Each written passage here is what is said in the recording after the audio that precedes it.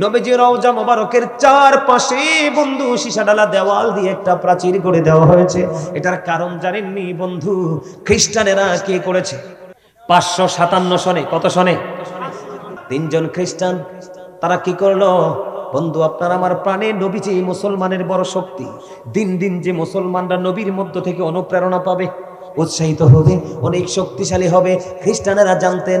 তৎকালীন সময়ে বন্ধু আমার নবীজির ওই দেহ মোবারক, নবীজির রওজা মোবারক থেকে চুরি করার জন্য খ্রিস্টানেরা কি ছদ্মবেশ নিলেন। তারা বন্ধু দিনের বেলা আত্মগোপনে থাকতেন, রাতের অন্ধকারে বন্ধু তারা বের হতো। একদিন কি করলেন? আমার নবীজি যে জানে, নবীজি যে বোঝে, আমার নবীজি যে উম্মত, নবীর পাগল উম্মতের ঘরে যেতে পারে, তার সাথে কথা বলতে পারে, তার এক্সাম্পল হলো এটা বন্ধু। অনেক এক্সাম্পল আছে, তার মধ্যে এটা একটা। সুলতান নূরউদ্দিন জঙ্গির ঘরে চলে গেলেন আমার নবী। সুলতান নূরউদ্দিন জঙ্গির ঘরে গিয়ে বললেন, তুমি দেখো ওই দুশমনেরা দুশমনি করতেছে। সুলতান নূরউদ্দিন জঙ্গি বন্ধু যখন স্বপ্নে দেখলেন, এবার তিনি ওনার সঙ্গীদেরকে নিয়ে কি করলেন? ওই মদিনার উদ্দেশ্যে তিনি রওনা হয়ে গেলেন। মদিনাতে এসে তিনি এলান করে দিলেন, আমি সকল মদিনাবাসীকে উপহার দিতে চাই। সুবহানাল্লাহ বলেন না? আসলে তো উপহার দিবে না, ওই আমার নবীজি সুলতান নূরউদ্দিন জঙ্গির ঘরে গিয়ে দুশমনদের চেহারাটা চিনিয়ে দিয়ে আসছে। ওই সুলতান নূরউদ্দিন জঙ্গি উপহার দেওয়ার মানে হলো ওই আমার প্রাণের নবীর দুশমনদেরকে চিহ্নিত করা। এবার বন্ধু মদিনাতে চলে আসলেন। আসার পরে মদিনাতে চলে আসার পরে বন্ধু সবাইকে তিনি উপঢৌকন দিলেন। কিন্তু আমার নবীজি যে 2 জন চেহারার 3 জন চেহারার মানুষ দেখিয়েছেন, তাদেরকে খুঁজে পায় না। এবার প্রশ্ন করলেন, কি তোমাদের মধ্যে পুরস্কারের বাকি আর কেউ আসেনি? কই আর আছে তো। কি কয় পুরস্কার পাওয়ার বাকি আছে? কয় ওরা কারা? কয় ওরা অত্যন্ত আল্লাহওয়ালা বুজুর্গ। কয় তাই নাকি? কিন্তু সুলতান নূরউদ্দিন জঙ্গি বুঝে ফেলেছে যে না না না, ওইগুলোই হলো বড় দুশমন। এবার বন্ধু চলে গেলেন, আমার দিকে তাকান। এবার যখন চলে গেলেন, যাওয়ার পরে তাদের তাঁবু থেকে তাদেরকে বের করলেন, বের হয়ে এসো। তারা যখন বের হলো, বের হওয়ার পরে চাইয়া দেখলেন মাটির বিছানা বিছানো, বিছানা সরালো, বিছানা সরানোর উপরে নিচে দেখলেন বন্ধু তক্তা বিছানো। এবার তক্তাগুলো সরানো হলো, তক্তাগুলো সরানোর পরে চাইয়া দেখলেন, তক্তাগুলো সরানোর পরে চাইয়া দেখলেন তারা যেখানে বসবাস করে ওখান থেকে নিচের দিকে নবীজির রওজার দিকে একটা সুড়ঙ্গ বন্ধ করে ফেলেছে। জোরে জোরে কন্যা রাউযুবিল্লাহ। বিশাল সুড়ঙ্গ করে ফেলেছে বন্ধু। কিতাবের মধ্যে এসেছে যদি ওই রাত্রাই সময় পাইত, নবীজির বন্ধু পা মোবারকের কাছাকাছি পর্যন্ত চলে গিয়েছিল। তখন কি করলেন তারা? রাতের বেলা, দিনের বেলা বের হতো না, সুফি সেজে থাকতো। রাতের অন্ধকারে আমার নবীজির রওজা মোবারক থেকে নবীজিকে বের করার জন্য বন্ধু মাটি খনন করে করে বন্ধু জান্নাতুল বাকির মধ্যে মাটিগুলো নিয়ে ফেলে দিয়ে আসতো। তারা চাইয়া দেখলেন ওই যে নবীজির একদম পা মোবারকের কাছাকাছি চলে গেল। তখন সুলতান নূরউদ্দিন জঙ্গি এমন দৃশ্য দেখার পরে বন্ধু কি করলেন? দিবালোকে মানুষগুলো নিয়ে সঙ্গে সঙ্গে আগুন লাগিয়ে তাদেরকে দিন দুপুরে পুড়িয়ে ফেললো। পুড়িয়ে ফেলার পরে এবার নবীজি রওজা মোবারকের কাছে গিয়ে কান্নায় ভেঙে পড়লো, ইয়া রাসূলুল্লাহ, নবী গো, আমার যদি কোনো গুস্তাখি হয়ে যায় আপনি ক্ষমা করে দিয়েন। জোরে জোরে কন্যা সুবহানাল্লাহ। বন্ধুরে আমার ওই 557 সনে তখন ওই সুলতান নূরউদ্দিন জঙ্গি যুগে যুগে যুগে যুগে আমার নবীর দুশমনেরা আমার নবীকে আঘাত করার কি করবে? চেষ্টা করবে। এই জন্য ওই তখনকাই 557 সনে সুলতান নূরউদ্দিন জঙ্গি আমার নবীজির রওজা পবিত্র দেহ মোবারকের চারপাশে বন্ধু সীসাডালা দেওয়াল তুলে দিয়েছে, যেন ভবিষ্যতে কোনো চক্র আমার নবীকে নিয়ে চক্রান্ত করতে না পারে। জোরে জোরে বলুন না সুবহানাল্লাহ। আমার নবী সুলতান নূরউদ্দিন জঙ্গে গেল, এই যে পাওয়ারটা এটা দিয়েছে কে? সুলতান নূরউদ্দিন সত্য উদ্ঘাটন করেছে, এটার পাওয়ার দিল কে? বন্ধু শুধু এখানে একান্ত নয়, আমার নবীকে বন্ধু আবু রাফে নামক একজন ইহুদি, আপনারা জানেন কিনা জানি না, মুসলমানের পৃথিবীতে বর্তমানে শ্রেষ্ঠ দুশমন হলো ইহুদিরা। কারা? ইসরায়েল কি কোন দেশ? ইহুদিদের দেশ, ঠিক কিনা বলে? খেয়াল করেন, ইতিহাস পড়েন। এই জন্য যুবক তোমাদেরকে বললাম, জীবনে তোমরা জানো না, জীবনে অনেক বন্ধু বড় বড় পণ্ডিতেরা আমার নবীজির জীবন বৃত্তান্ত ইতিহাস পড়ে পড়ে তারা নবীর প্রেমে পড়ে ইসলাম ধর্ম গ্রহণ করেছে। তোমরা তোমার প্রাণের নবীটা যেমন আমার, ঠিক নবীটা তেমনি তোমারও। আমি আমার নবীকে নিয়ে চর্চা করছি, স্টাডি করছি অলওয়েজ। তুমিও তোমার নবীকে নিয়ে স্টাডি করে দেখবা, তোমার সব কিছু পরিবর্তন হয়ে যাবে। বন্ধুরে আমার নবীজি হাদিস শরীফের মধ্যে এসেছে, আমার নবীজি ডাক দিয়ে বললেন, আবু রাফে নামক ইহুদিকে কে পারবা হত্যা করতা? আবু রাফে নামক ইহুদিটাকে তোমরা কে পারবে হত্যা করতে? আপনারা সবাই বলেন। আমাদের এখন যদি বন্ধু কোনো প্রতিবাদ করা হয়, আমাদেরকে বলে কি, খারাপ মন্তব্য করে কি করে না? কিন্তু বলে যে গীবত করে। আসলে তুমি বোঝো না গীবত কোনটা, তুমি বোঝো না প্রতিবাদ কোনটা। বন্ধুরে আমার, তোমাদেরকে আমি বলে দেই, তখন আব্দুল্লাহ ইবনে আতিক বললেন, ইয়া রাসূলুল্লাহ, আমি ওই ইহুদিকে হত্যা করব। কি করব? আমি ইহুদিকে হত্যা করব। হুজুর, ওই আবু রাফে নামক ইহুদির দোষটা কি? সে আমার নবীর ইজ্জতে আঘাত করতে, আমার নবীর মান সম্মান হানি করতে মানুষকে উৎসাহ দিত। এখন আমাদের সমাজেও আস্তে আস্তে প্রকাশ পাচ্ছে। কথা কয় না কেন? নবীকে ছোট করতে উৎসাহিত করে। বন্ধুরে আমার কি করলেন নবী গো? ওই আবু রাফে নামক ইহুদি কোথায় বসবাস করে? আমার নবীজি বললেন, তার বসবাস, তার আবাসস্থল হলো হিজাজে। কোথায়? হিজাজ ভূমিতে তার আবাসস্থল। আপনার আমার প্রাণের নবী তিনি বলে দিলেন, বন্ধু, তিনি বললেন, তুমি যাও, তুমি হিজাজে চলে যাও। দল অনেক সৈনিক আছে, এর মধ্যে দলের লিডার হলো, আমির হলো আব্দুল্লাহ ইবনে আতিক। বন্ধুরি আমার, ওই হিজাজে পৌঁছাইতে আব্দুল্লাহ ইবনে আতিক হিজাজে পৌঁছানোর পরে দেখতে পাইলেন সন্ধ্যা বন্ধু ডানা মেলে দিল, সূর্য বাংলাদেশের আকাশ থেকে আপন গন্তব্যে লুকিয়ে গেল। এবার তিনি কি করলেন? সকল সফর সঙ্গীদেরকে বললেন, তোমরা এখানে থাকো। বন্ধু, এখানে থাকার পরে তিনি আস্তে আস্তে করে আবু রাফে নামক ইহুদির বাড়ি চলে গেল। ওনার ঘরে ঢুকলো, ঢুকার পরে দেখলেন তিনি মানুষের মধ্যখানে শুয়ে আছে, তার মানে তার সন্তান সন্ততিদের মাঝে শুয়ে আছে। এবার তিনি কি করলেন? কিন্তু আবু রাফেকে কি করতে হবে? চিহ্নিত করতে হবে। এবার কি করলেন? আব্দুল্লাহ ইবনে আতিক তিনি বললেন, আবু রাফে, তুই ঘুমাই, তোমার মায়ের আছে আজকে, দাঁড়াও। এবার যখন বললেন আবু রাফে, বলতে দেরি। এবার আবু রাফে ডাক দিয়ে বলল, কে কে কে কে আমাকে ডাকলো কে? তার মানে হলো আবু রাফে নামক ইহুদিকে চিহ্নিত করার জন্য এই নামটা নিয়েছে। নামটা নেওয়ার সঙ্গে সঙ্গে যখন বন্ধু আবু রাফে নামক ইহুদিরা সাড়া দিল, কি দিল? সাড়া দিতে দেরি, তখন উন্মুক্ত তরবারি নিয়ে সঙ্গে সঙ্গে আবু রাফেকে হত্যা করে দিল। জোরে জোরে বলুন না আলহামদুলিল্লাহ। আপনারা বলেন, এই যুগেও যদি কেউ নবীকে অপমান করে, নবীর ইজ্জতের চাদর ধরে টান দে, আমরা তাকে ছাড়বো? কথা বলেন না, ছাড়বো? বন্ধুরে, হযরত ওমরের জীবনের ইতিহাস খুঁজে দেখো। ওমর তার আপন বাবার কল্লা ফেলে দিয়েছে। কে? কথা কয় না। নবীর সাথে বেয়াদবি করা যাবে না। কোরআন শরীফের 29 পারা সূরা কলাম, আল্লাহ রাব্বুল আলামিন বলেছেন, উতুল্লিং বাদা যালিকা জানিম। আল্লাহ বলেছেন, with all that he is a bastard. আল্লাহ রাব্বুল আলামিন ওয়ালিদ বিন মুগিরাকে নবীর সাথে বেয়াদবি করার কারণে 10টা গালি দিয়েছেন। এর মধ্যে 10 নম্বর গালি হলো জারদ সন্তান। কোরআন শরীফ অস্বীকার করতে পারবেন নি? কথা কয় না। অস্বীকার করা যাবে? এই আপনারা জানেন তাব্বাত ইয়াদা একটা সূরা আছে, সূরা লাহাব। সূরা লাহাব কেন নাযিল হয়েছে জানেন? আমার নবীর সাথে বেয়াদবি করছিল আবু লাহাব। কি করেছিল? আমার নবীকে আঘাত করার জন্য পাথর হাতে নিয়েছিল। কি করেছিল? হাতটা উঠাইতে দেরি, আমার আল্লাহ সূরা লাহাব পাঠাইতে দেরি করে নাই। ধ্বংসের খবর দিয়েছে, সাবধান। আমার নবীর সাথে তুমি যদি পারো নবীর সুন্নতকে আঁকড়ে ধরবা, না পারলে তুমি কি করো না? আরে হেইয়া কর্ম আনে।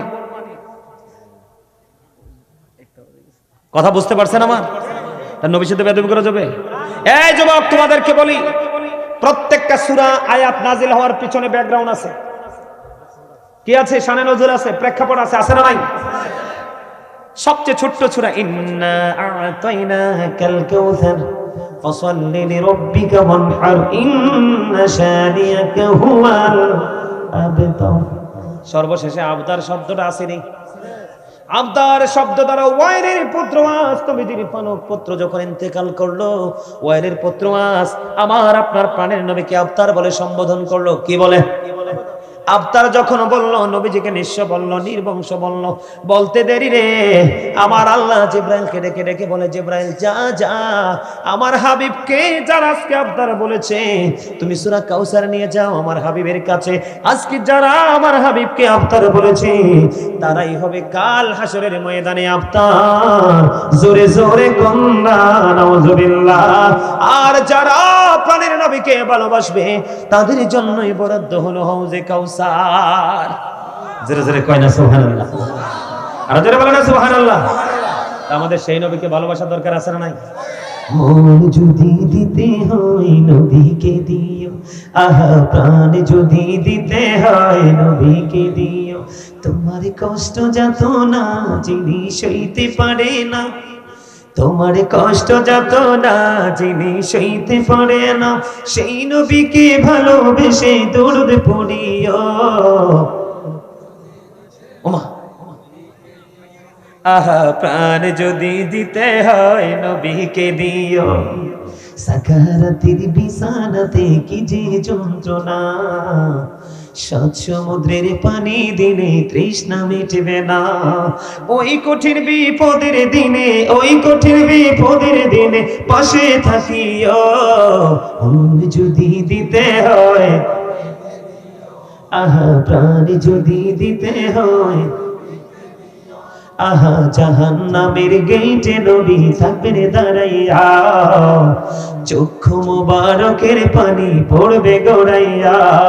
প্রাণের চেয়ে অধিক বেশি, প্রাণের চেয়ে অধিক বেশি ভালোবাসিও।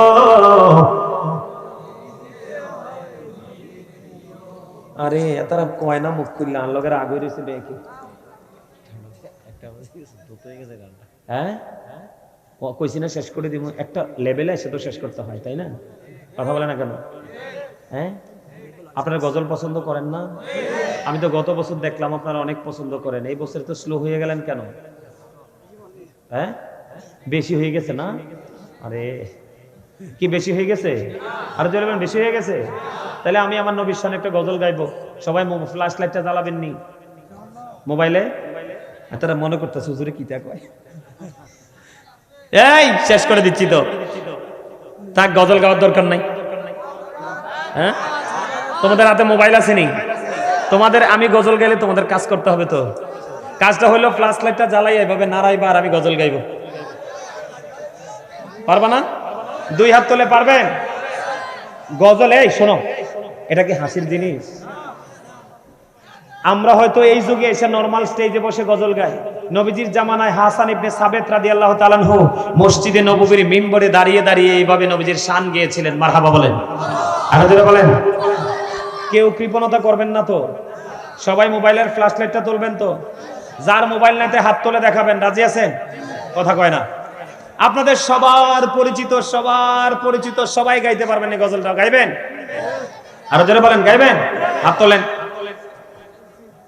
সোজা করো মা, হাত তোলে না গেলে সবাই দিদি পাল তুলে দে মাঝি হেলা করিস না, দিদি পাল তুলে দে মাঝি হেলা করিস না, ছিড়বি নৌকায় আমি যাব মদিস। ওমা হাত তোলে, হাত সবগুলো উড়ান না কিল্লাই। এই সবাই হাত উড়ান না কিল্লাই। সবাই না উড়াইলে সুন্দর হবে না তো। সবাই দয়া করে কে কৃপণতা করবেন না, হাত জোর করে বলছি। নবীর প্রেমে একটা গজল গিয়ে আলোচনা শেষ, সবাই সোজা করে হাত তোলেন। দিদি পালে তোলে দে মাঝি হেলা করিস না, দিদি পালে তোলে দে মাঝি হেলা করিস না, ছেড়ে দে নৌকায় আমি যাব মদিনা, ছেড়ে দে নৌকায় আমি যাব মদিনা, দিদি পালে তোলে দে মাঝি হেলা করিস না, দিদি পালে তোলে দে, ছেড়ে দে নৌকায় আমি যাব মদিনা, ছেড়ে দে নৌকায় আমি যাব মদিনা। মক্কায় নবী এলো মা আমিনার ঘরে, হাসিলে হাজার মানিক কাঁদিলে মুক্তা ঝরে, দয়ালে মুর্শিদি যার সখা তার কিসের ভাবনা, দয়ালে মুর্শিদি যার সখা তার কিসের ভাবনা, আমার হৃদয়ে মাঝে কাবা নয়নে মদিনা, আমার হৃদয়ে মাঝে কাবা নয়নে মদিনা, দে দে পালে তোলে দে, সবাই দে দে পালে তোলে দে, ছেড়ে দে নৌকায় আমি যাব মদিনা। নূরের রোশনীতে দুনিয়া গেছে ভরে, সে নূরের বাতি জ্বলে মদিনার ঘরে ঘরে। দয়ালে মুর্শিদি যার সখা তার কিসের ভাবনা, দয়ালে মুর্শিদি যার সখা তার কিসের ভাবনা। আমার হৃদয়ে মাঝে কাবা নয়নে মদিনা, আমার হৃদয়ে মাঝে কাবা নয়নে মদিনা, দে দে পালে তোলে দে, ছেড়ে দে নৌকায় আমি যাব মদিনা। মারহাবা বলেন, আজরে বলেন মারহাবা। বন্ধুরি আমার, একটা হলো জাক্কুম, একটা হলো তিনাতুল খামাল, আর একটা হলো উত্তপ্ত গরম পানি। এইটা যখন আপনার মাথার মধ্যে ঢেলে দেওয়া হবে, ও বন্ধু পেটের মধ্যে ঢুকবে, ঢুকতে দেরি ঢুকতে দেরি, ও বন্ধু দৈরানের মধ্যখান দিয়ে সব কিছু লিকুইড হয়ে বের হবে। পৃথিবীতে আপনারা খেয়াল করেন, বরফের মধ্যে পানি লাগলে বরফটা গলে নিশ্চিহ্ন হয়ে যায়, মোমের মধ্যে আগুন লাগলে বন্ধু মোমটা গলে নিশ্চিহ্ন হয়ে যায়। আগুন যদি কোথাও লাগে, আপনারা দেখেছেন বন্ধুরে আমার, আমেরিকার ক্যালিফোর্নিয়ায় কি অবস্থা হয়েছে, লস অ্যাঞ্জেলেসে কি হয়েছে, আগুন লেগেছে, সব কিছু অস্তিত্বকে ধ্বংস করে দিয়েছে। কিন্তু বন্ধুরে আমার, ও বন্ধু জাহান্নামী কত নিকৃষ্ট, কত নিকৃষ্ট হবে জাহান্নামীরা। আল্লাহ বলেছেন, ও বন্ধু তোমরা সেই দিন তোমাদের এত জাহান্নামের মধ্যে এত আযাব, তো অনেক আযাব আছে, আমি একটু জাস্ট এক্সাম্পল দিলাম। আল্লাহ রাব্বুল আলামিন বলেছেন লা ইয়ামুতু, সেখানে তোমরা মরতে পারবে না। আল্লাহ বলেছেন people will not die that day, সেদিন মানুষ মরতে পারবে না। আল্লাহ বলেছেন ফিহা ওয়ালা ইয়াহইয়া, আল্লাহ বলেছেন people will not be able to life that day, সেদিন মানুষগুলো বন্ধু বাঁচতে পারবে না। আমার আল্লাহ বলে দিয়েছেন ওমা হুমান হাবিয়া গায়বিন, people will not be able to escape that day, সেদিন মানুষ সেখান থেকে অদৃশ্য হতে পারবে না, তার মানে পালাতেও পারবে না। হুজুর, ও সালমানপুরের মানুষ, আমার ভাই আমার বাবা, হৃদয়ের জানালা খুলে শোনো গো, আমি আমার মা, আমি আমার বোনদেরকে ডেকে ডেকে বলবো, আজকে কেউ তোমরা ঘুমিও না, হৃদয় উজাড় করে কথাগুলো শোনো। এত ভয়ঙ্কর হবে পরিবেশ, এত ভয়ঙ্কর হবে রে পরিস্থিতি, তুমি কিছুই খুঁজে পাবে না বন্ধু। তুমি কি দৌড় দিতে পারবা? না না না, তুমি দৌড় দিতে পারবা না, কারণ আমার আল্লাহ বলেছেন ইন্না বাতুশা রাব্বিকা লাশাদীদ, দ্য সিজিং অফ আল্লাহ ইজ ডিফিকাল্ট। আল্লাহর ধরা, আল্লাহর পাকড়াও বড় শক্ত, বড় কঠিন। আল্লাহ বান্দাকে খুব শক্ত করে ধরবে, কঠিন ভাবে বন্ধু পাকড়াও করবে। সেদিন তুমি কি করবে? সেদিন তুমি কি করবে আমি তোমাদেরকে আরেকটু ক্লিয়ার করে দেই, তখন তোমরা সিদ্ধান্ত করবে রাইট পথে হাঁটবে নাকি রং পথে হাঁটবে। বন্ধু আমি তোমাদেরকে বলি, ওই দিন তুমি কাউকে দোষ দিতে পারবা না, কাউকে তুমি কারো উপর দোষ দিতে পারবা না, কারণ এটার জন্য তুমি নিজেই দায়ী। আমার আল্লাহ বলে দিয়েছেন ইন্নাল্লাহা লা ইয়াজলিমুন নাসা শাইয়্যান ওয়ালাকিন্নান নাসা আনফুসাহুম ইয়াজলিমুন। আল্লাহ বলেছেন আল্লাহর বান্দার উপর অত্যাচার করে না, বান্দা নিজেই নিজের উপর অত্যাচার করে। জোরে জোরে বলুন না নাউযুবিল্লাহ। আমার আল্লাহ বলে দিয়েছেন আল্লাহ বান্দার উপর জুলুম করে না, বান্দা নিজেই নিজের উপর জুলুম করে। আল্লাহ বলেছেন আল্লাহু লা ইউহিব্বুজ জালিমিন, যারা জালেম আল্লাহ জালেমদেরকে পছন্দ করে না। আল্লাহ বলেছেন আমানি জালিমিন মিন আনসার, জালেমরা যখন বিপদে পড়বে, জালেমরা যখন অ্যারেস্ট হয়ে যাবে, তাদের জন্য কোনো ব্যারিস্টারও থাকবে না, তাদের জন্য কোনো সাহায্যকারী থাকবে না। তার কারণ হলো উলামায়ে কেরাম হক্কানি আলেমেরা জীবন ভর আপনাদেরকে শিক্ষা দিয়েছে। আপনারা পৃথিবীর লোভ লালসায়, টাকা ছিল, বাড়ি ছিল, গাড়ি ছিল, আলেমদের কথা শোনেন নাই। আপনাদেরকে আমি সাবধান করে দেই, রেড সিগন্যাল শুনে নেন। আল্লাহ রাব্বুল আলামিন সূরা আলে ইমরানের 185 নম্বর আয়াতের শেষ অংশে বলে দিয়েছেন ওমাল হায়াতুদ দুনিয়া ইল্লা মাতাউল গুরুর। আল্লাহ বলে দিয়েছে আপনি যেটা নিয়ে পাগল, ইসলাম ছেড়ে দুনিয়া, এই দুনিয়ার জীবনে হায়াত একটা ধোঁকা ছাড়া আর কিছুই না। জোরে জোরে বলুন নাউযুবিল্লাহ, আর জোরে বলুন না নাউযুবিল্লাহ। আমরা ধোকার মধ্যে আছি কি জন্য? সন্তানের ভবিষ্যৎ রচনা করার জন্য। কি জন্য? কথা বলে না। এই যে আমার এই ভাইটা, সে যে কথা বলে আপনারা শোনেন না, কথা বলেন, আপনারা বলবেন যে হুজুর তার অমুক তমুক, কিন্তু সে এই জিনিসটা ভালোই বোঝে। কি এই জিনিসটা ভালো বোঝে, এতে বুঝতে হবে তার সিনায় কি আছে, প্রেম কি আছে। আপনারা জবান বন্ধ রাখছেন কেন? জবান বন্ধ রাখা তো কৃপণ মানুষের কাজ। কার কাজ? আমরা কৃপণ হতে চাই না, আমরা প্রাউড ফিলও করতে চাই না, অহংকারী হতে চাই না, ঠিক কিনা বলেন? বন্ধুরে আমার, আমি আপনাদেরকে বলি, সন্তানের জন্য ধোকার মধ্যে পড়ে জীবনটা কাটিয়ে দিলেন। আমার আল্লাহ কোরআন শরীফের 19 পারা সূরা শুআরার 88 নম্বর আয়াতে বলে দিয়েছেন, ইয়াউমা লা ইয়ানফাউ মালুন ওয়ালা বানুন। আল্লাহু আকবার। মজা হয় না তো? আপনারা কথা বলেন না কেন? রাগ হইছেন আমার কথায় নাকি ওয়াজে বেশি মন দিছেন? কোনটা?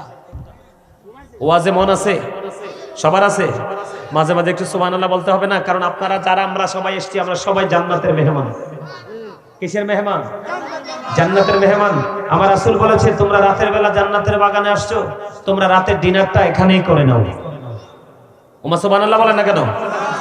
কি করে নাও? রাতের ডিনার করে নাও। রাতের ডিনার মানে কি জানেন? নি আত্মার খাবার। এটা হলো কি? সুবহানাল্লাহ ওয়ালহামদুলিল্লাহ লা ইলাহা ইল্লাল্লাহ, সুবহানাল্লাহ ওয়ালহামদুলিল্লাহ লা ইলাহা ইল্লাল্লাহ, লা ইলাহা ও লা ইলাহা। আরশ কুরসি লৌহ কলম সৃষ্টি যাহা ও সিলারি, যে আল্লাহ খুশি হইয়া নাম রাখিলেন হাবিবুল্লাহ। সুবহানাল্লাহ আলহামদুলিল্লাহ লা ইলাহা ইল্লাল্লাহ মুহাম্মাদুর রাসূলুল্লাহ সাল্লাল্লাহু আলাইহি ওয়াসাল্লাম। আমার যে আজকের বিষয়, আলোচ্য বিষয়, আমি ইদানিং দেখতে পাইতেছি আমাদের বাংলাদেশে বা বিভিন্ন জায়গায় যেই বিষয়টা নিয়ে কথা বলা আমাদের জরুরি, সেটা হলো আমরা দেখতে পাই আল্লাহর হাবিবকে নিয়ে অনেকেই বিরূপ মন্তব্য করে। কি করে? আপনারা আছেন না? এই আমার মোবাইলটা আছে এর কাছে, আমার মোবাইলটাতে আল্লাহর হাবিবকে নিয়ে অনেকে দেখছি যে কি করে, বিরূপ মন্তব্য করে। আছে না নাই? আরো জোরে বলেন না। এখন আল্লাহ কোরআনে কি বলেছেন? লা তারফাউ আসওয়াতাকুম ফাওকা সাওতিন নবী। হাফেজ সাহেব আসেনিও? আছে? আমি ঠিকঠাক কইছি নি? আমার এদিকে হাফেজ সাহেব আসেনি? আপনারা আমাকে একটু সাপোর্ট দিবেন, কারণ আপনারা হাফেজ সাহেবরা যখন বলবেন যে হুজুর ঠিক আছে, তাইলে আমি আরো বেশি আশ্বস্ত হব। কেন বলে হুজুর এতক্ষণ আপনি কেন হাফেজ সাহেবদের সমর্থন নিলেন না? এখন কেন আপনি হাফিজ সাহেবদের থেকে সমর্থন নিতে চান? এটার কারণ আছে রে, এটার রহস্য বন্ধু, অনেক ব্যাপকতা আছে রহস্যের। এই কারণে বন্ধু এখন আমাদের দেশে অনেক আলেমরা, স্কলারশিপ নেওয়া আলেমরা পর্যন্ত আমার নবীকে বলে আমার মতো। আপনারা শুনছেন কিনা? যুবক ভাইরা তোমরা বলো, এখন তোমরা শুনতে পাও কিনা অনলাইনে? কয় নবী তো আমাদের মতোই মানুষ, বলে কি বলে না? তোমরা শুনতে পাও কিনা? যদি তোমাদের কোনো প্রশ্ন থাকে যুবক, এই বিষয়টা নিয়ে আলোচনা করছি, আমাকে ওপেনলি তোমরা প্রশ্ন করতে পারো, আমি রেডি আছি বলবো। আল্লাহ রাব্বুল আলামিন বলেছেন, ইয়া আইয়ুহাল্লাযীনা আমানু লা তারফাউ আসওয়াতাকুম ফাওকা সাওতিন নবী। আসেনিরে আল্লাহ ইমানদারকে ডাক দিয়েছে, যুবক তোমরা শোনো, কোনো বেঈমানকে নয়, কোনো কাফেরকে নয়, কোনো মুশরিককে নয়, কোনো মুনাফিককে নয়। আমার আল্লাহ ইমানদারদেরকে দেখি দেখি বলেছে, হে ইমানদারেরা, তোমরা আমার হাবিবের কণ্ঠস্বরের উপর তোমাদের কণ্ঠস্বরকে উঁচু করিও না। তার মানে তোমরা একে অপরের সাথে, এই বাচ্চাগুলো সব নাম যা যা এনে জানিস যা যাও, এই ফলাফাইন্ডি স্টেজে উঠানো তো এটা বেয়াদবি। আপনারা হয়তো মনে করবেন যে হুজুর বাচ্চাদের সাথে, এখনকার বাচ্চাদের আদব কায়দাতে একবারেই নাই, কারণ মা বাবা শিক্ষা দেয় না। আপনারা কথা বলেন, না বলেন, এটা আমার বিষয়, এটা আমার, আমি থাকা অবস্থা আপনারা কথা বলেন। এই যাও নিচে যাও, যাও, তোমার আমার ডিস্টার্ব মনে হইতেছে, তুমি আমরা ডিস্টার্ব করবো, যাও। এই তুমি যাও, বলো এতবার, এই জালিবেন আনছে রে, এতবার বলা লাগে কেন? বেটা আমার ছাত্ররা চুল দাড়ি বেটা ফাইকে গেছে ওখানে দেখতে থর তোর কাফে। বুঝছে না কি ফুঙ্গটির তোরারে আলহামদুলিল্লাহ। হাসিটা ভাল লাগছে কেন জানেন? আমার নবীজি সুস্থ থাকার জন্য আমাদেরকে যেই উপদেশগুলো দিয়েছেন এর মধ্যে একটা হলো হাসি। নবীজি বলেছেন তোমরা হাসি খুশি থাকো, তোমার জীবনকে অনেকটা স্বাভাবিক করে দিবে, সুস্থ করে রাখবে। গোমরাহি মানুষকে অনেকটা কি করে ফেলে, কুণ্ঠাসা করে ফেলে। কি করে ফেলে?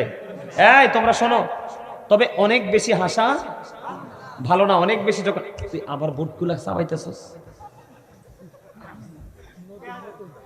না এখনকার আমাদের যুবকদের এই যে শুরুতে বললাম দাদা ভাই আপনারা খেয়াল করেন নাই, এখনকার আমাদের যুবকরা এই জায়গাটাকে বুঝতেই পারতেছে না, কারণ তাদের সেই ট্রেনিং নাই। তো এটা হচ্ছে তোমাদের আজকে শিক্ষা নেওয়ার জায়গা। কিছু সময় আমি আলোচনা করব, তোমরা তারপরে সারাক্ষণ আগামী দিন তারপরের দিন তোমরা রাত খেতে পারবা। তো এটা আমার ক্ষতি না, এটা তোমাদের ক্ষতি। আমি যে আয়াতটা নিয়েছি আলেমরা বুঝতে পারছে আমি কি বলেছি।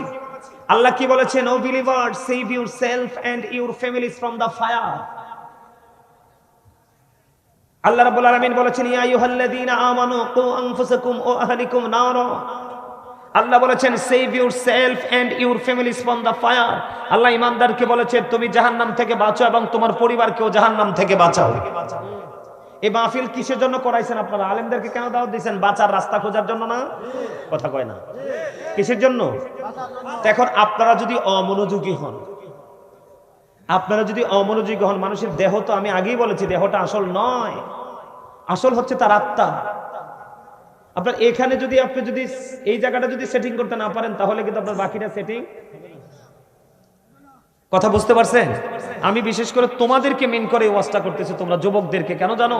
কারণ আমার যত ভয় তোমাদেরকে নিয়ে, আমার ব্যক্তিগতভাবে যত টেনশন তোমাদেরকে নিয়ে, আমার যত চিন্তা তোমাদেরকে নিয়ে, কারণ আমি তোমাদেরকে নিয়ে শঙ্কিত, আতঙ্কিত।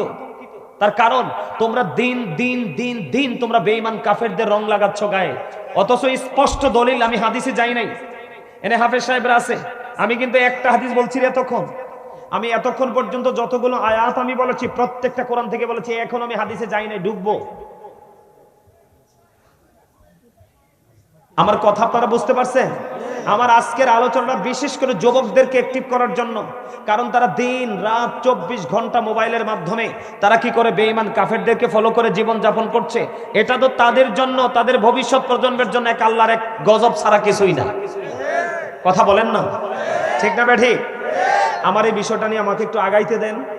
আল্লাহ রাব্বুল আলামিন কে বলেছে? বান্দারে, ও ইমানদার, আমার বান্দারা, ইমানদারেরা, হৃদয়ের জানালা খুলে তোমরা সবাই শোনো। তোমরা আমার হাবিবের কণ্ঠস্বরের উপর তোমাদের কণ্ঠস্বরকে উঁচু করিও না। তার মানে তোমরা একজন আরেকজনকে সম্বোধন করে যেভাবে কথা বলো, তোমরা আমার হাবিবের ক্ষেত্রে সেইভাবে কথা বলিও না। তোমরা যদি এইভাবে কথা বলো, তোমরা পাহাড় পরিমাণ দান, সদকা, নামাজ, রোজা, ইবাদত বন্দেগী করবা, মনের অজান্তে সব কিছু ধ্বংস হয়ে যাবে। জোরে জোরে বলুন না নাউজুবিল্লাহ। এখন হলো বন্ধু আমার যে জায়গাটা, এখন আমাদের মধ্যে অনেকেই আছে নবীকে বলে বোঝে না, জানে না, এই জন্য অনেকেই বলে ফেলে যে নবী তো আমাদের মতোই। তোমাদেরকে বলে যুবক, আজ থেকে 1500 বছর আগে আপনার আমার প্রাণের নবীজি বলে দিয়েছেন ক্বালা আইয়ুকুম মিসলি, তোমরা কে আছো আমার মতো? এখনো পর্যন্ত কেউ হাত তোলে নাই, এখনো পর্যন্ত কেউ কি করে নাই। এখন যদি কোনো মানুষ বলে যে নবী তো আমাদের মতো খেয়েছে, নবী তো আমাদের মতো পড়েছে, নবী তো আমাদের মতো করেছে, তাহলে নবীকে বন্ধু নিচে নামানো হলো, কি করা হলো? কথা বলেন না কেন? নবীকে কি করা হলো? ছোট করা হলো। এটা আপনারা বুঝেননি। নবীকে কোনো ক্ষেত্রে আমাদের মতো বলা যাবে না, কারণ নবীজি বেনজির ও বেমিসাল, যাকে বলা হয় ইমামুল মুরসালিন, যাকে বলা হয় রাহমাতুল লিল আলামিন, যাকে বলা হয় হাবিবুল্লাহ, যাকে বলা হয় সিরাজুম মুনীরা, যাকে বলা হয় নূরাম মুবিন। জোরে জোরে কন্না আল্লাহু আকবার। বন্ধুরে আমার, এখন আমাদের মধ্যে এমন মন্তব্য করে অনেককে দেখা যায়, কারণ হলো কি, নবীকে ভালোবাসা ফরজ, নবীজি সম্মান দেওয়া ফরজ, নবীকে কথার দ্বারা, চিন্তার দ্বারা, ভাবনার দ্বারা, কোনো সমর্থন দ্বারা, সাপোর্টের দ্বারা আমার নবীকে যদি বিন্দু পরিমাণ আঘাত করা হয়, এটা কুফরি হয়ে যায়। কি হয়ে যায়? কুফরি হয়ে যায়। আপনি নামাজ রোজা হজ যাকাত দান সাদকা যাই করেন না কেন, আপনার এগুলো দিয়ে বন্ধু কোনো ফায়দা হবে না। আমি যদি বলি আপনাকে, আপনার আমার প্রস্রাব পড়লে পুরো শরীর নাফাক হয়ে যায়, কথা বলে না কেন? নাপাক হয়ে যায়। বরকতময় দাসী উম্মে আয়মান আপনার আমার প্রাণের নবীর প্রস্রাব মোবারক খেয়ে ফেললো। আমার নবীজি উম্মে আয়মনকে, ওই দাসীকে পৃথিবী থেকে জান্নাতের বন্ধ সংবাদ দিল। তাহলে এখানে কি বোঝা যায় না নবীজি আমাদের মতো না? বোঝা যায় কি যায় না? আরো জোরে বলেন। আপনারা বুঝতেছেন না আমার কথা? আরো জোরে বলেন, বুঝতেছেন? নবীজি মদিনায় থাকা অবস্থায় 27টি যুদ্ধ করেছে। এর মধ্যে সবচেয়ে বড় যুদ্ধ হলো বন্ধু উহুদের যুদ্ধ। উহুদের ময়দানে যখন নবীজির দান মোবারক শহীদ হয়ে গেল, আমার প্রাণের নবীজির মুখ মোবারক দিয়ে, জবান মোবারক দিয়ে লৌহ মোবারক বের হয়ে আসলো। রক্ত মোবারক যখন প্রবাহিত লাগলো, ও বন্ধু সালমান পড়ে আমার ভাই, আমার বাবা, আমার মা বোনদেরকে ডেকে ডেকে বলবো, হৃদয় করে শোনো, কারণ নবীর প্রেম না থাকলে ঈমান নাই। নবীকে ভালোবাসা ফরজ। নবীকে ছোট করে খাটো করে ইজ্জতের চাদরে টান দেওয়া এটা কুফরি। আল্লাহ রাসূল বলেছেন, ক্বালা মান সাব্বা নাবিয়া ফাকতুলুহু ওয়া মান সাব্বা সাহাবী ফাদরিবুহু। নবীকে যারা বকা দিবে, গালি দিবে, নবীর ইজ্জতে হানি করবে, আমার নবীজি হাদিস শরীফের মধ্যে এসেছে, তোমরা তাকে সঙ্গে সঙ্গে হত্যা করে ফেলো। ওয়া মান সাব্বা সাহাবী ফাদরিবুহু। সাহাবায়ে কেরামকে যারা বকা দিবে, তাদের ইজ্জতে আঘাত করবে, তোমরা তাদেরকে প্রহার করো, তার মানে বান্দা পিটাও। হাদিস শরীফ, সহিহ হাদিস, বুঝে নিতে হবে। নবীজির যখন বন্ধু রক্ত মোবারক প্রবাহিত হতে লাগলো, মালিক বিন সিনান দেখি বন্ধু সহ্য করতে পারলো না। এবার শুরু করলেন নবীজির রক্ত মোবারক চোষা। চষতে চষতে চষতে চষতে বন্ধু আমার নবীজি একটা ডাক দিয়ে বলল, রে মালিক বিন সিনান, রক্ত বক্ষণ করো না, জমিনে ফেলে দাও। এবার ওই মালিক বিন সিনান একটা ডাক দিয়ে বললেন, ইয়া রাসূলুল্লাহ, ইয়া হাবিবাল্লাহ, নবী গো, আমি আল্লাহর ইজ্জতের কসম করে বলছি গো নবী, আমি আপনার একটা ফোঁটা রক্ত উহুদের জমিনে পড়তে দিব না। এই কথা বলি নবীজি রক্ত মোবারক বন্ধ চষতে শুরু করলেন। চষতে চষতে চষতে চষতে যখন সর্বশেষ রক্তের ফোঁটা চষা শেষ হয়ে গেল, আমার নবীজি দুনিয়ার মানুষকে জানিয়ে দিল, অনেক পৃথিবীর মানুষ, তোমরা শুনে রেখো, দুনিয়ায় যদি কোনো জান্নাতি মানুষ দেখতে চাও, তাহলে এই মালিক বিন সিনানকে দেখে নাও। তার আমল হলো নবীর প্রেমে পড়ে বন্ধু নবীজির পবিত্র দেহ মোবারক থেকে রক্ত মোবারক ভক্ষণ করেছে। আর আপনার আমার রক্ত খাওয়া টোটাল হারাম। বুঝে আসছেনি আপনাদের? নবীজি রক্ত মোবারক খাওয়ার কারণে দুনিয়ায় জান্নাতের সুসংবাদ পাইল মালিক বিন সিনান। ভালো করে কিতাব দেখবেন, ঘাটবেন, যোগ্য দক্ষ আলেমদের সাথে যুক্ত হয়ে যাবেন। আপনি হাঁটতে লাগলে মানুষও তো সালাম দেয় না, কথা বলে না? আপনি আমি হাঁটতে লাগলে কি মানুষ সালাম দেয়? এখনকার ছেলেরাকে সালাম দেয় 2000-এর মধ্যে 2-4 জন সালাম দেয়, ম্যাক্সিমামই মাথা নিচু করে। ওরা অপেক্ষায় থাকে মুরব্বীরা কখন সালাম দিবে। কথা বলেন না কেন? কিন্তু আমি নবীজির মর্যাদা বোঝানোর জন্য আমি আপনাদেরকে বলেছি বন্ধু, হযরতে আলী রাদিয়াল্লাহু তাআলা আনহু থেকে হাদিস কানা বর্ণিত। হযরতে আলী তিনি ডেকে ডেকে বলতেছেন, আমি আমার প্রাণের নবীর সাথে মক্কার আঁকাবাঁকা পথে যখন হাঁটতেছিলাম, একদিন আমি আমার প্রাণের নবীর সফর সঙ্গে হয়ে গেলাম। আমি যখন ওই মক্কার আঁকাবাঁকা মেঠো পথে যখন হাঁটতে লাগলাম, আমার নবীজি সুন্দর করে হাঁটতেছে হাঁটতেছে, আমি আলী নিজেই শুনতে পেয়েছি আমার নবী যখন হাঁটতেছিল, ওই আশেপাশের গাছপালা তরুলতা এবং পায়ের নিচে পিষ্ট হওয়া পাথর পর্যন্ত আমার প্রাণের নবীকে সালাম দিয়েছে। জোরে জোরে কন্যা সুবহানাল্লাহ। আমি যুবক বন্ধু তোমাদেরকে বলে দিতে চাই, নবীটা যেমন আমার, নবীটা তেমনি তোমার। তুমি ইতিহাস পড়েছো, অনেক স্টোরি তোমার জীবনে তুমি পড়েছো, কিন্তু জীবনের একটা সময় বের করে তুমি তোমার প্রাণের নবীর জীবনের ইতিহাস তুমি একটু পড়ে দেখো, তুমি মুগ্ধ হয়ে যাবে। যুগে যুগে যুগে যুগে কত বেঈমান কাফের ইসলামের রং লাগার কারণে বন্ধু ইসলাম ধর্ম গ্রহণ করেছে, ঠিক কিনা? আরো জোরে। তুমি তোমার নবী হলো মূল, তুমি তোমার প্রাণের নবী হলো মূল। তুমি তোমার নবীকে নিয়ে অবজারভেশন করো, গবেষণা করো, রিসার্চ করো, অটোমেটিক্যালি তোমার সামনে সত্যটা উঠে আসবে বন্ধু। তাহলে এখানে কে বোঝা গেল? গাছপালা তরুলতা পর্যন্ত আমার প্রাণের নবীকে সালাম দে, আমার নুরুন আলে নূর নবীকে সালাম দে, পাথর পর্যন্ত নবীজিকে সালাম দে। আর আমরা একজন মুসলমান আর একজন মুসলমানকে দেখা মাত্র সালাম দেওয়া এটা উত্তম কাজ। কথা বলে না কেন? এবং হক আদায় করা। কিন্তু তোমাকে আমাকে কেউ সালাম দেয় না, প্রাণের নবীকে গাছপালা তরুণতা পাথর পর্যন্ত সালাম দেয়। এতে বোঝা যায় রে আমার প্রাণের নবী বেনজির ও বেমিসাল। ঠিক কিনা বলেন? ইয়া রাসূলুল্লাহ, ইয়া গাউসুল মুসলিম, জিন্দাবাদ জিন্দাবাদ। Thank you very much. Ahle Sunnah Wal Jamaat is the best party. নবীজি ওই আহলে সুন্নাত ওয়াল জামাতের অন্তর্ভুক্তদেরকে নবীজি দুনিয়া থেকে জান্নাতের সুসংবাদ দিয়ে গেছে। জোরে কর না সুবহানাল্লাহ। তাহলে এখানে কি বোঝা যায়? নবী আপনার আমার মতো। তাইলে আমি একটা গজল গাই, আপনারা খুঁজে নেন এখান থেকে কথাগুলো ঠিক আছে কিনা। নবী যদি মানুষ হতো, মানুষ পরিচয় কালেমায় থাকতো। নবী যদি মানুষ হতো, মানুষ পরিচয় কালেমায় থাকতো। পাক কালেমায় পরিচয় আল্লাহরই রাসূল। দুজাহানে নাই কেহ তাহার সমতুল, হায়রে দুজাহানে নাই কেহ। নবী যদি মৃত হতো, নামের আগে মরহুম হতো। ঠিক কিনা বলেন? নবী যদি মৃত হতো, নামের আগে মরহুম হতো।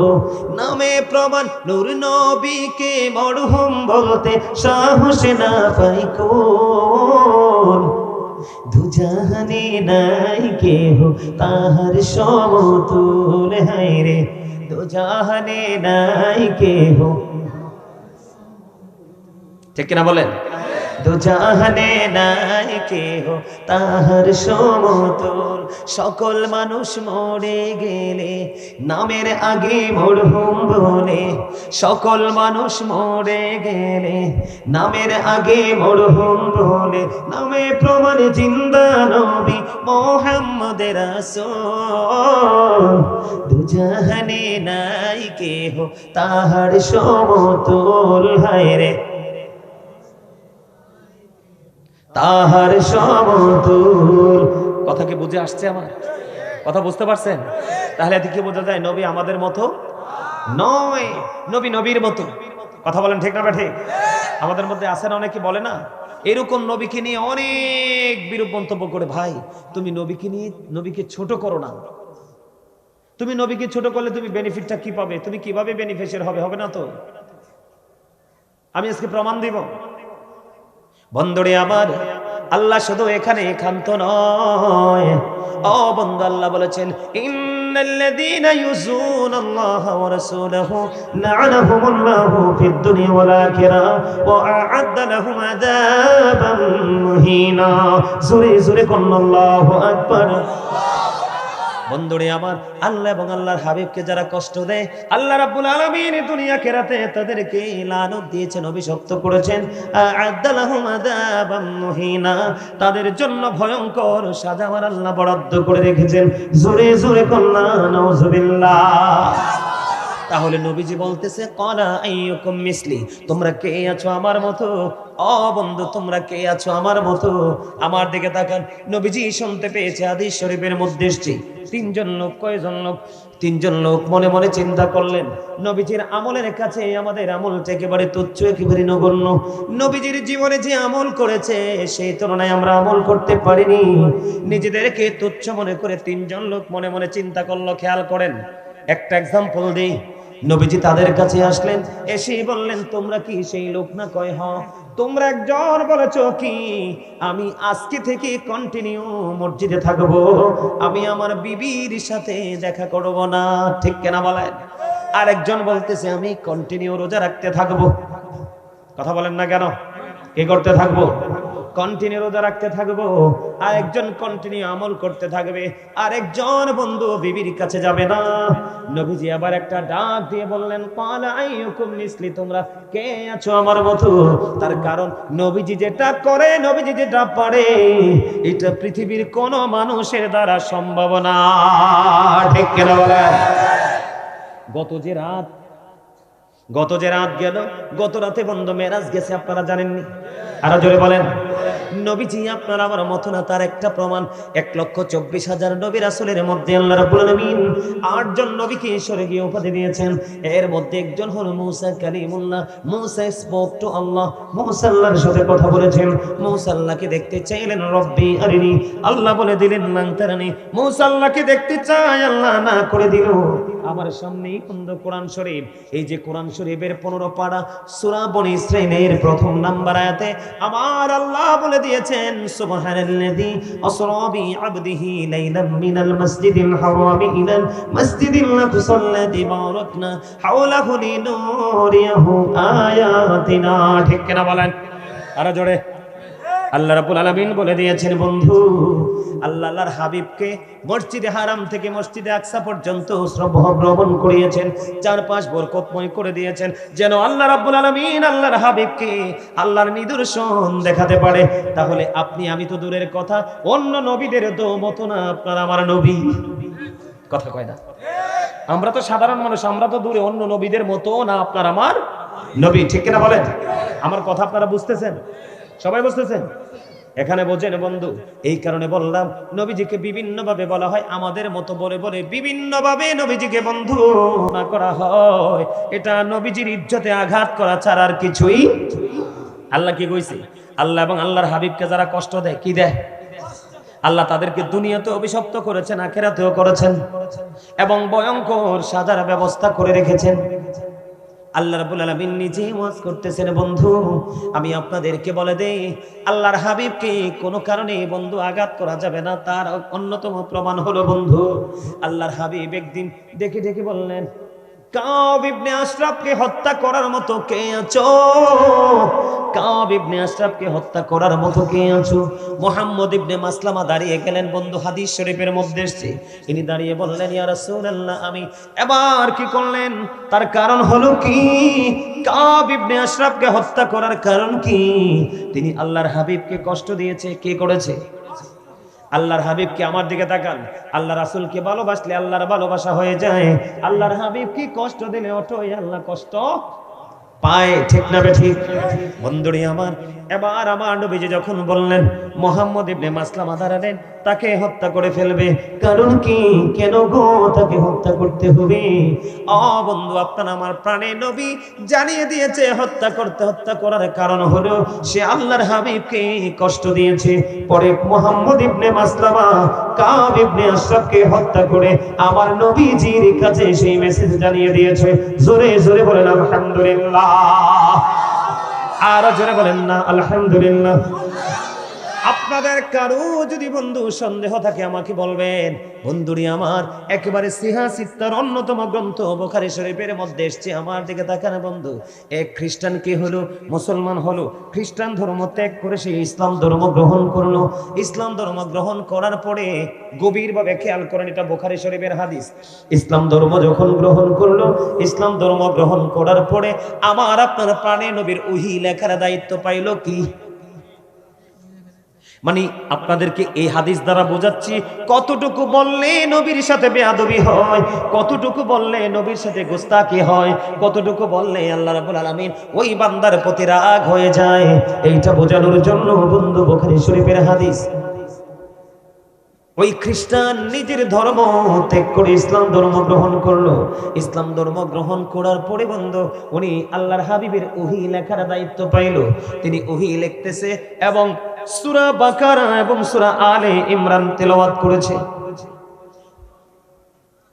আমার মনে তার টুপিটার নিচে শয়তান আছে, এই যে কান টুপি হলো, এটা তো টুপিটা ফালা চাই, তো টুপিটা ফালা, তোরে কইতেছি, হ্যাঁ হ্যাঁ তোর টুপিটা ফালাই দিয়ে উপর থেকে, এই এখন আর তোর শয়তানি আইতো না তোর ভিতরে। আলহামদুলিল্লাহ বলেন আরো জোরে। আরে আমি তো যেটা করতেছি মজার ছলে করতেছি, কিন্তু এটা তো আপনার কিতাব থেকে সংগ্রহ। এইসব ধরনের ছেলেদেরকে শয়তান বেশি ইউজ করে। কি নাউজুবিল্লাহ বলেন। বন্ধুরে আমার গভীর ভাবে খেয়াল করেন, বড় ধরনের শিক্ষা বন্ধু। তিনি কি করলেন? সূরা বাকারা, সূরা আলে ইমরান বন্ধু তিনি তিলাওয়াত করলো, এবং আমার নবীর কাছে যে ওহী আসে সেই ওহী লিখতে থাকলো। ওহী লিখতে লিখতে লিখতে লিখতে বন্ধু হঠাৎ করে একদিন সে আবার তার ধর্মে ফিরে গেল। নাউজুবিল্লাহ বলেন না কেন? মানে আবার আমাদের ধর্ম ত্যাগ করলো, ত্যাগ করে সে আবার তার নিজের ধর্মে চলে গেল। যাওয়ার পরে আবার ঘুরে ঘুরে ঘুরে ঘুরে মানুষের কাছে বলতে লাগলো যে নবী মুহাম্মদ কিছুই জানতো না, আমি যেইটুকু লিখে দিতাম শুধু সেইটুকুই জানতো। জোরে কন্যা নাউজুবিল্লাহ। আপনারা কি আমার কথাটা বুঝতে পারছেন নি? কি বলতেছি? আমি নবী মুহাম্মদ কিছু জানতো না, কি করতো না? নবী মুহাম্মদ নাউজুবিল্লাহ বললেন না? খেয়াল করেন কতটুকু বললে আমার নবীর সাথে বেয়াদবি হয়, কতটুকু বললে আমার নবী কষ্ট পায়, কতটুকু শব্দ চয়ন আমার নবীর এগেইনস্টে গেলে আমার আল্লাহ তার জন্য লানত বরাদ্দ দেয়। বন্ধুরে আমার, সে বলল কি নবী মুহাম্মদ কিছুই জানে না, আমি যতটুকু লিখে দিই শুধু ততটুকুই জানে।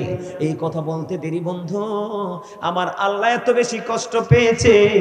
বন্ধু তিনি কি বললেন? নবী মুহাম্মদ আমি যেইটুকু লিখে দিতাম শুধু সেইটুকুই জানতো, এর বেশি জানতো না। আমার আল্লাহ রাগ হয়ে গেল। দিন গেল রাত গেল বন্ধু, দিন যাইতে যাইতে রাত পহিয়ে গেল। ও বন্ধু, ওই খ্রিস্টান একদিন ইন্তেকাল করলো। ইন্তেকাল করার পরে আপনারা জানেন কিনা জানি না, যুবক তোমরা জানো কিনা জানি না, খ্রিস্টান হিন্দুরা মারা গেলে সিতালের মধ্যে পুড়িয়ে ফেলে, কিন্তু খ্রিস্টান যখন মারা যায় তাদেরকে কফিনে বন্দি করে কবরে দাফন করে।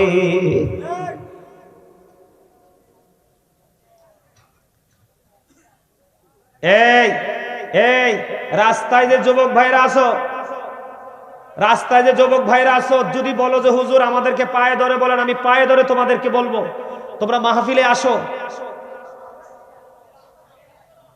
তোমাদেরকে আমি বলছি তোমরা আসো, কারণ তোমাদের অবস্থা বেশি ভালো না। এই আমি বলি আপনারা কেউ দয়া করে হাসছেন না, আমি হাসির লোক না। এই যে মুরব্বী আমার বাবারা বসে আছে, এখনকার ছেলেরা একটাও আমার মনে হয় না তাদের লেভেলে যেতে পারবে। হায়াত ছোট হয়ে গেছে, রিজিক ছোট হয়ে গেছে, স্বাদ কমে গেছে, সবকিছু সংকুচিত হয়ে গেছে। তোমরা তারপরেও কি বুঝো না যে জীবনটা কোথায় জমে দেয়? এই আমি গতবার বলছিলাম কিনা জানি না, আমার নিজের একটা গজল আছে, ছোট্ট একটু শোনাই, তারপর আমি হাদিসটা আবার শোনাবো। তোমরা খেয়াল করো, আমি পরিস্থিতির উপর নির্ভর করে, আমি কিন্তু একজন রাইটার, আমি অনেক লিখেছি। আল্লাহ আমাকে কলম ধরাছি, ন্যূনতম একটু কলম ধরার শক্তি দিয়েছে। তোমরা শুধু আমার গজলের কথাগুলো একটু শোনো। আমি একটা গজল লিখেছি। জুলুম যারা করলা বন্ধু, হারাইলা তো কুল, জনম জনম কে দিও তো হবে না মাসুল। জুলুম যারা করলা বন্ধু, হারাইলা তো কুল, জনম জনম কে দিও তোমার হবে না মাসুল। একবার ভেবে দেখো না তোমার কোথায় ঠিকানা, একবার ভেবে দেখো না তোমার কোথায় ঠিকানা। এখনো তো আছে সময়, এখনো তো আছে সময়, বুঝো তোমার ভুল। জনম জনম কে দিও তোমার হবে না মাসুল। বলেন জনম জনম কে দিও তোমার হবে না মাসুল। বৃষ্টি যখন আসে বন্ধু শীতল মরুভূমি, তওবা করো ক্ষমা পাবে বলে গেলাম আমি। বৃষ্টি যখন আসে বন্ধু শীতল মরুভূমি, তওবা করো ক্ষমা পাবে বলে গেলাম আমি। তোমার জীবন মোহনা কোথায় সে তো জানো না, তোমার জীবন মোহনা কোথায় সে তো জানো না। ক্ষমা যদি না পাও বন্ধু, ক্ষমা যদি না পাও বন্ধু পাবে না তো কুল, জনম জনম কে দিও তোমার হবে না মাসুল, বলেন জনম জনম কে দিও তোমার হবে না মাসুল। মারহাবা বলেন না। গজলের কথাগুলো কি ভাল লাগছে? যারা বিবেকবান তারা বুঝতে পেরেছেন। এই গজলটা অনেক লম্বা, যদি কারো ভালো লাগে অনলাইন থেকে এটা নিয়ে নেবেন, অনলাইনে আছে, এটা পুরোটা গাওয়া আমার। কথা কি বুঝতে পারছেন আমার? এই কথাগুলো বুঝতে পারছেন? আসলে আমরা যে মাহফিল থেকে, মিলাদ থেকে, নামাজ থেকে, জুম্মা থেকে, পবিত্রতা থেকে দূরে থাকছি, মূলত কারো ক্ষতি হচ্ছে না, ক্ষতি কিন্তু মূলত আমাদের হচ্ছে। আমরা নিজেদের উপর নিজেরা কি করতেছি? জুলুম। আমার আরেকটা গজল আছে, আপনারা একটু খেয়াল করেন, গাইবো? অল্প একটু গাইবো, এটাও আমার লেখা, আমার শো। আমি বিশেষ করে যুবক ভাইদেরকে মিন করে আমি আগেই বলছি, ভাই তোমাদেরকে খেয়াল করে আমি এই কথাগুলো বলছি, কারণ আপনাদের সমাজ, আমাদের সমাজ, যেই যুবকরা এখানে আছে তাদের সমাজ, প্রত্যেকটা সমাজের দিকে তাকিয়ে দেখেন, সামাজিক এত বেশি অবক্ষয়, নীতি নৈতিকতার এত বেশি অবক্ষয়, এত অবক্ষয় আমরা নিব কেমন করে?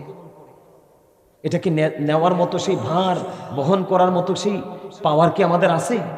আরে ভাই আমরা তো পাওয়ারলেস। আমি সুন্দর করে আমি গজলটা গাই, তোমরা শুধু আমার লেখা, আমার কথাগুলো ফলো করো ভাই, হাত জোর করে তোমাদেরকে অনুরোধ করছি, একটু মানসিকতাটাকে স্থির করো। আমি একটা গজল লিখেছি, যে গজলটাই আমেরিকা, ইউরোপ, লন্ডন, পৃথিবীর বিভিন্ন দেশে মানুষের হৃদয় ছুঁয়েছে। অনেক সময় আমাকে আমার ওয়াজের লাইভের মাধ্যমে অনেকে আমাকে কমেন্টস করেছে, হুজুর এই গজলটা একটু শুনতে চাই। আমার লন্ডনে একজন পাগল আছে, এত বেশি ভালোবাসে আমাকে, ওনার সবচেয়ে প্রিয় ওই গজলটা। আমি একটু গাই, আপনারা খেয়াল করেন কথাগুলো। খাঁচা ছেড়ে যায় রে পাখি, চুলিও চিনদেশে, কুল কিনারা পাই না খোঁজে, গুড়ে পাগল বেশি রে, গুড়ে পাগল বেশি। খাঁচা ছেড়ে যায় রে পাখি, চলিও চিনদেশে, কুল কিনারা পাই না খোঁজে, গুড়ে পাগল বেশি রে, গুড়ে পাগল বেশি। কি লাভ হবে এখন তোমার ভাবনা চিন্তা করে, এখন তুমি বন্দী আছো আপন মনের ঘরে, চাইলেও তুমি পারবে না যেতে শান্তি সুখের নীরে, কুল কিনারা পাই না খোঁজে, গুড়ে পাগল বেশি রে, গুড়ে পাগল বেশি। মারহাবা কন্যা। এটা অনেক লম্বা, একটু শুধু ব্যাখ্যা করি। আমার শেষের অংশটা কেমন ছিল? কি লাভ হবে এখন তোমার ভাবনা চিন্তা করে, এখন তুমি বন্দী আছো আপন মনের ঘরে, চাইলেও তুমি পারবে না যেতে শান্তি সুখের নীরে।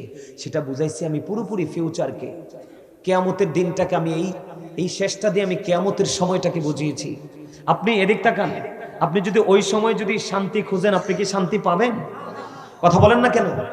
আপনি পাগলের মতো ছোটাছুটি করবেন, কোনো হেল্পার আপনি পাবেন না, কারণ আপনি জীবনে কাউকেই তো ভালোবাসেননি। সর্বশেষে আপনার হাতের লাগান নাগালে একজন হক্কানি আলেম ছিল, আপনি তাকেও ভালোবাসেননি, কারণ আপনি অন্যায় করছেন, সে আপনাকে ভুল ধরাই দিলে আপনি তার প্রতি বিরক্ত হয়েছেন। এই জন্য আমি বলেছি, কি লাভ হবে এখন তোমার ভাবনা চিন্তা করে, এখন তুমি বন্দী আছো আপন মনের ঘরে, চাইলেও তুমি পারবে না যেতে শান্তি সুখের নীরে। কথা কি বুঝতে পারছেন? আমি আমার যুবক ভাইদেরকে বলছি, আমি আমাকে পাবলিশ করার জন্য নয়, যতটুকু পাবলিশ করার অলরেডি হয়ে গেছে। দেশ থেকে, দেশের প্রবাস থেকে, দেশের বাইরে থেকে এত বেশি প্রোগ্রামের অফার, আপনারা বিশ্বাস করবেন কিনা জানি না। আমি বলছি আমার দেশে আগে আমি সময় দিই, কারণ আমার দেশের যুবকদের, আমার দেশের মানুষের অবস্থা এমনিতেই ভালো না।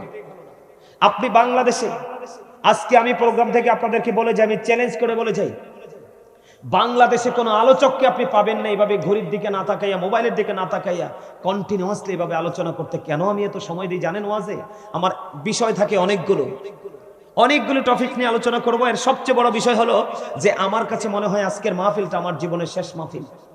হয়তোবা আমার জীবনে আমি আর এই মাহফিলটা করতে পারবো না। এই জন্য আমি একেবারে হৃদয় দিয়ে চাইবো আপনাদের কাছে আমি সঠিক তথ্যটা দেওয়ার জন্য।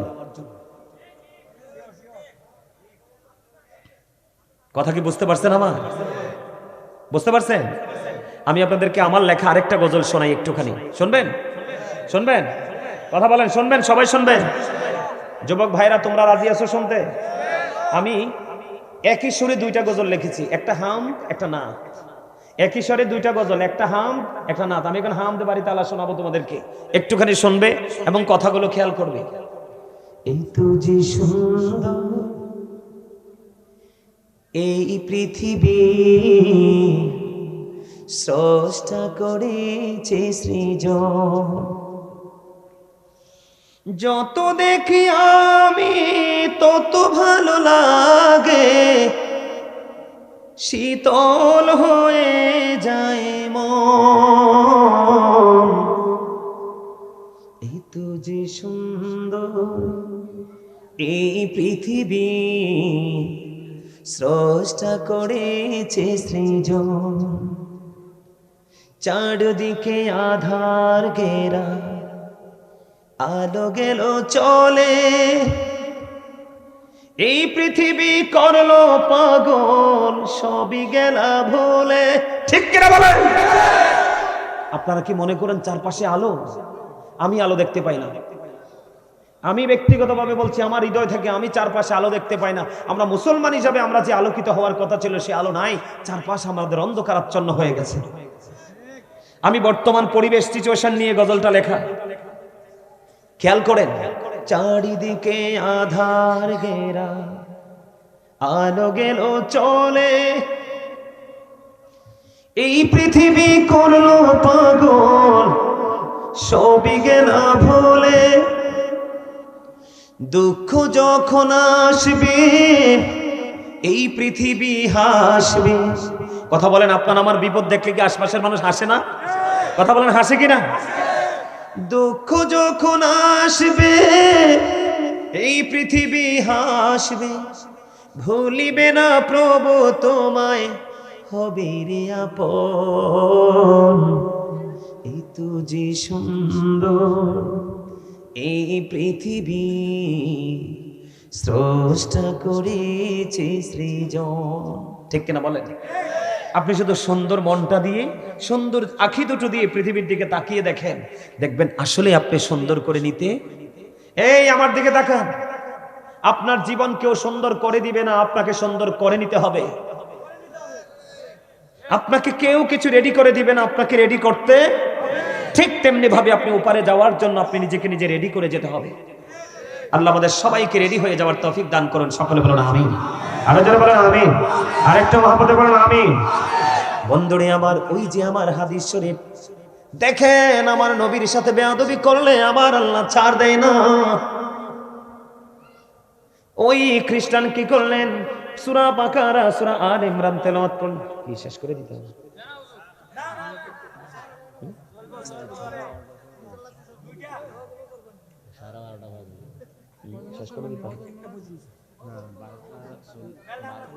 আচ্ছা ঠিক আছে, আমি বুঝতে পারছি, আর বলতে হবে না, আমি বুঝতে পারছি।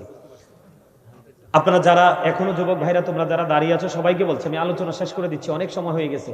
তোমরা সবাই ভিতরে আসো, সবাইকে বলছি তোমরা ভিতরে আসো, আমি আলোচনাটা অল্প সময়ের মধ্যে গুছিয়ে দিচ্ছি।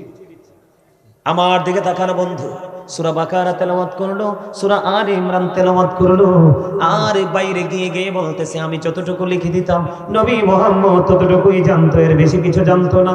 এবার আবার আল্লাহ রাগ হয়ে গেলেন, আমার আল্লাহ তার প্রতি অনেক বেশি রাগান্বিত হয়ে গেল। বন্ধু, এই খ্রিস্টান একদিন মারা গেল, কফিন বন্দি করে তাকে বন্ধু তার কবরের মধ্যে রেখে দিল। রেখে দেওয়ার পরে দিন চলে গেল, রাত পড়িয়ে গেল। পরের দিন সকাল যখন হলো, আপন স্বজন সবাই মিলে আপন স্বজন সবাই মিলে বন্ধু দৌড়ে চলে আসলো যে তাকে যে কফিনে করে কবরে রেখে আসলাম একটুখানি দেখে আসি। এবার দেখতে যখন আসলো, আসার পরে চাইয়া দেখেন ওই খ্রিস্টানের লাশটা মাটির বাইরে পড়ে আছে। জোরে জোরে কোন আলহামদুলিল্লাহ। আপনারা একটা জিনিস খেয়াল করেন বন্ধু, সে বলেছে আমি যতটুকু লিখে দিতাম নবী মোহাম্মদ সেইটুকুই জানতো। আপনারা বলেন ওহী কি নবীর কাছে আসছে না তার কাছে? নবী বলার কারণে সে নোট করেছে। কি করেছে? রাসূল বলার কারণে সে কি করেছে? নোট করেছে। দেখেন, নবী বলেছে, সে নোট করেছে, ঠিক কিনা বলেন? কিন্তু সে কি করতেছে? নবীকে ছোটটা কেমন করে করলো? নবী মোহাম্মদ কিছুই জানতো না, আমি যতটুকু বলতাম ততটুকুই শুধু জানতো। আপনারা যুবক ভাই তোমরা বলো, নবীকে এখানে ছোট করা হয়েছে কিনা? নবীর ইজ্জতে আঘাত আসছে কিনা? এবার বোঝো বন্ধু, নবীকে বিন্দু পরিমাণ আঘাত করা যাবে না, কারণ তিনি সৃষ্টির শ্রেষ্ঠ। এবার কি করলেন? তার ওই যে খ্রিস্টান, তার আপন স্বজনেরা মন্তব্য করতে শুরু করলো, এটা পৃথিবীর কারো কাজ নয়, নবী মুহাম্মদের কাজ। জোরে কোন নাউজুবিল্লাহ। আমার নবী তো তার কবরের কাছে একটা বারের জন্য আসে না। দেখো আমাদের নবী কত দামি। ও বন্ধু, কত দামি রে তোমার আমার প্রাণের নবী। আমি তোমাদেরকে বলি, নবীর সাথে বিন্দু পরিমাণ গোস্তাকি আল্লাহ রাব্বুল আলামিন সহ্য করে না বন্ধু আমার। এবার কি করলেন? তার কবরটা কি আরো গভীর ভাবে খনন করলেন। খনন করে আজকে আবার তাকে কবরের মধ্যে দাফন করে চলে গেলেন। দিন চলে গেল, রাত পড়িয়ে গেল। পরের দিন সকালবেলা আবার তার আপন স্বজনেরা আসলো। আসার পরে চাইয়া দেখলো ওই খ্রিস্টানের কবর থেকে আবার তার লাশটা বাইরে পড়ে আছে। জুড়ে জুড়ে বলুন না নাউজুবিল্লাহ। আলহামদুলিল্লাহ বলেন। এখানে নাউজুবিল্লাহ মানায় না, আলহামদুলিল্লাহ। কারণ আমরা নবীর প্রেমিক, আমরা খুশি না? কথা বলে না কেন? আমার নবীর দুশমনের পানিশমেন্ট হয়েছে। আমরা সবাই, আমরা নামাজ পড়ি বা না পড়ি, আমরা আমাদের রাসূলকে ভালো, কিন্তু সেই ভালোবাসাটা